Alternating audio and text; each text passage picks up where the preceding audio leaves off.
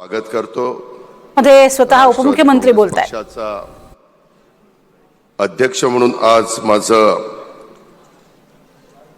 एक मनापासून मला समाधान वाटतंय, मन भरून आलेलं आहे। या सभागृहात जवळपास 550 वरिष्ठ पदाधिकारी, नेते, सहकारी उपस्थित आहेत।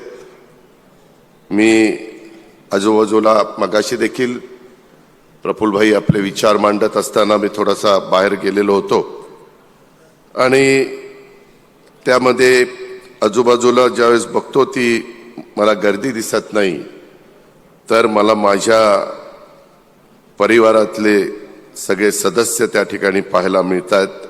ते सदस्य मी पाहतो। तुमच्या प्रत्येकाच्या पाठीशी आज लोक उभे आहेत आणि तुम्हा सर्वांच्या उपस्थितीमुळे मला नव्या उमेदीनं, नव्या आशेनी पुढे जाण्याची ताकद ही त्या ठिकाणी मिळणार आहे। हजारो कार्यकर्ते, हजारो सहकारी हे प्रत्येकाच्या पाठीशी उभे आहेत आणि हे जर रूपांतर आपल्याला पुढच्या काळामध्ये लाखांच्या मध्ये करायचं आहे आणि त्याकरता राष्ट्रवादी काँग्रेस पक्षाची भूमिका काय, विचारधारा काय, पुढं आपण कशा पद्धतीने गेलं पाहिजे, ह्या करता हे चिंतन शिबिर आहे। मित्रांनो, इथं भुजबळ साहेब आहेत, प्रफुल्ल भाई आहेत, दिलीप वळसे पाटील साहेब आहेत, नवाब भाई आहेत, अनेक बरेच वर्ष समाजकारण, राजकारण करणारे मान्यवर इथं आहेत।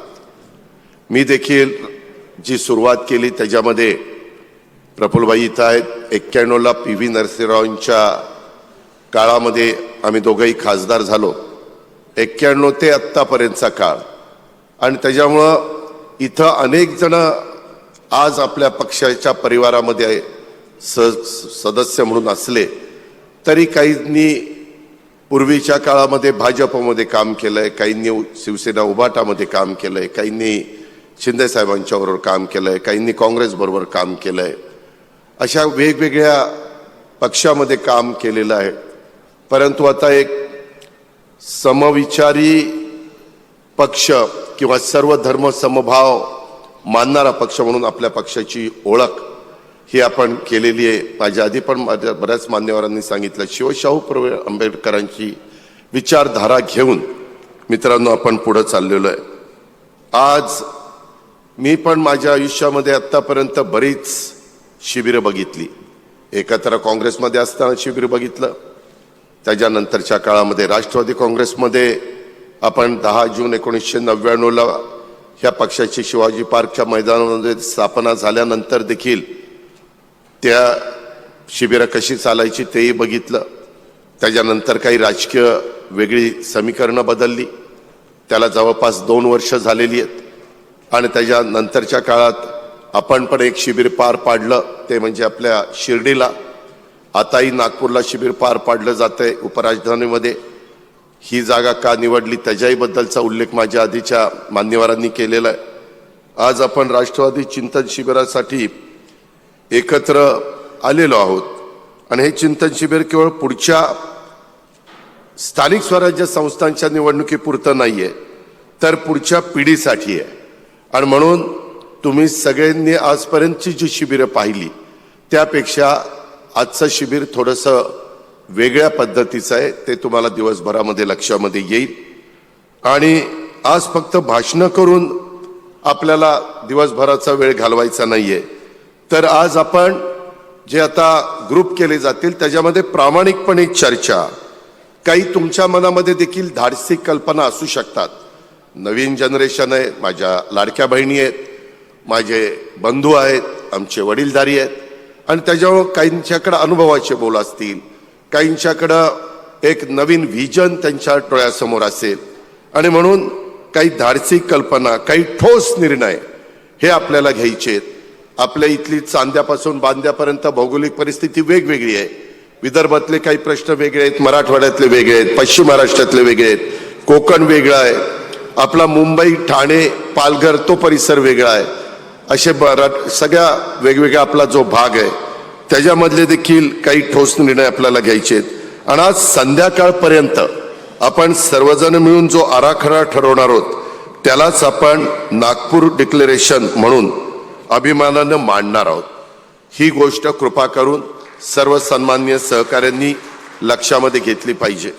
मित्रांनो, संघटना केवळ वरच्या पातळीवरून मजबूत होत नाहीये, तर ती तळागाळातून बांधली जाते. म्हणून मी ठामपणे आपल्याला सगळ्यांना सांगू इच्छितो की प्रत्येक नेत्यांनी आणि पदाधिकाऱ्यांनी काही ठराविक प्रकारचे संवादाचे टच पॉइंट लोकांच्या समोर ठेवले पाहिजेत. बूथस्तरीय संवाद, प्रभाग सभा, जनसंवाद शिबिर, राष्ट्रवादी परिवार मिलन, युवक टाउन हॉल, महिला बचत गट बैठक आणि उद्योग, त्याच्यामध्ये रोजगार सुविधाची शिबिरं, हे आपण वर्षभर शिस्तीनं त्या ठिकाणी केलं जाणार आहे.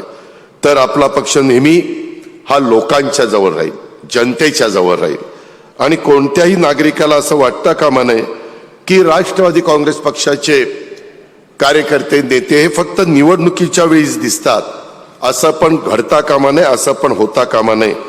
आणि तुम्ही सर्वांना ठाऊक आहे की आपण भाजपच्या नेतृत्वाखाली महायुतीच्या सरकारमध्ये आपण पण आहोत, शिवसेना शिंदेसाहेब पण आहेत आणि सहयोगी आहोत. अनेक लोक मला विचारतात हे पाऊल आपण का टाकलं, वैयक्तिक आणि कौटुंबिक नात्यांच्या मध्ये वेदना आपण का स्वीकारल्या. मी तुम्हाला मनापासून सांगतो, ही सत्ता किंवा पदांच्यासाठी उचललेलं पाऊल नव्हतं किंवा नाही. महाराष्ट्राला स्थिरता, तुमच्या माझ्या महाराष्ट्राला प्रगती आणि ठोस निर्णयाची गरज आहे. या आमच्या अंतःकरणाच्या हकेला आम्ही ओ दिली आणि हा मार्ग स्वीकारलेला आहे. हे कृपा करून महाराष्ट्राने पण लक्षात घ्यावं आणि माझ्या सहकाऱ्यांनी पण लक्षात घ्यावं. जेव्हा एखाद्या गावाला पाणी मिळतं, कारण ती फाईल जी आलेली असते ती आम्ही लोक क्लिअर करतो आणि त्यावेळेस ते काम मार्गी लागतं. त्याचबरोबर मला समाधान, त्याच्यातूनच आम्हाला आमच्या मंत्री महोदयांना सगळ्यांना समाधान मिळतं, जेव्हा एखादी फॅक्टरी, एखादं युनिट ते आपण चालू करतो, त्याच्याकरता आपण जमीन देतो, परवानग्या देतो, ते प्रश्न सोडवतो आणि त्याच्यामुळे हजारो तरुण तरुणींना रोजगार हा निर्माण होतो, तेव्हा खऱ्या अर्थाने एक आनंद, ह्याची जाणीव आम्हाला होते, एक समाधान मिळतं. प्रत्येक रात्री झोपायच्या आधी मी स्वतःला एक प्रश्न विचारत असतो की आज मी किती लोकांचे त्या ठिकाणी बदल घडवल्या, जी कामं घेऊन येतात त्याच्यामध्ये. हाच माझा यशाचा मापदंड आहे आणि हाच माझ्या राजकारणाचा देखील असण्याचा हेतू आहे. सार्वजनिक जीवनामध्ये आपण सगळेजण काम करत असताना किती लोकांचे प्रश्न मार्गी लावले, काय केलं. आता कालचंच उदाहरण देतो, इथं रमेश अप्पा थोरात आले असतील, त्यांनी एका ठिकाणी मला जेवायला बोलवलं होतं. आम्ही बरेच जण बसलो होतो.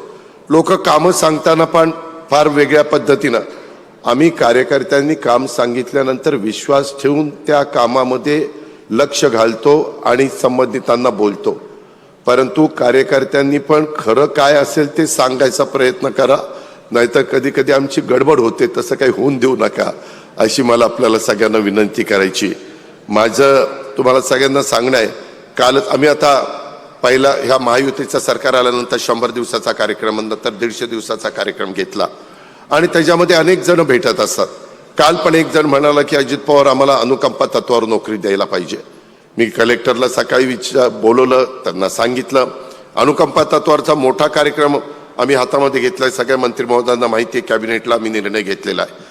नोकरीवर ती व्यक्ती असताना दुर्दैवाने त्याचं निधन झालं तर त्यांच्या कुटुंबातल्या एकाला नोकरी द्यायची, मुलगा असू, मुलगी असू, पत्नी असू, कुणी त्याला नोकरी द्यायची, असा प्रकारचा निर्णय झाला. काल मला त्यांनी सांगितल्यानंतर मलाही कळेना की का ह्याला नोकरी मिळत नाही.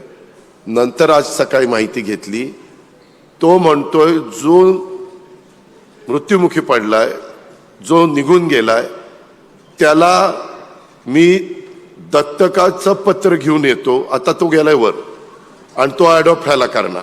आणि म्हणलं अरे पत्र नाही, काही नाही. नाही म्हणले दादा ते मला पत्र दिलेलं मी आता शोधून काढतो ना आणतो.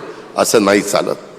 उगीच काहीतरी कुठली तरी चुकीची कामं, आणि त्यांनी सांगताना मी ते समजून घेतलं, कलेक्टरनी समजून घेतलं आणि नंतर जाता जाता त्या कलेक्टरला म्हणला माझं काम नाही झालं तर मी आत्महत्याच करेन.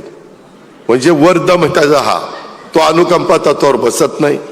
डायरेक्ट ब्लड रिलेशन नाही, अशा काही गोष्टी समाजामध्ये वावरत असताना पाहायला मिळतात.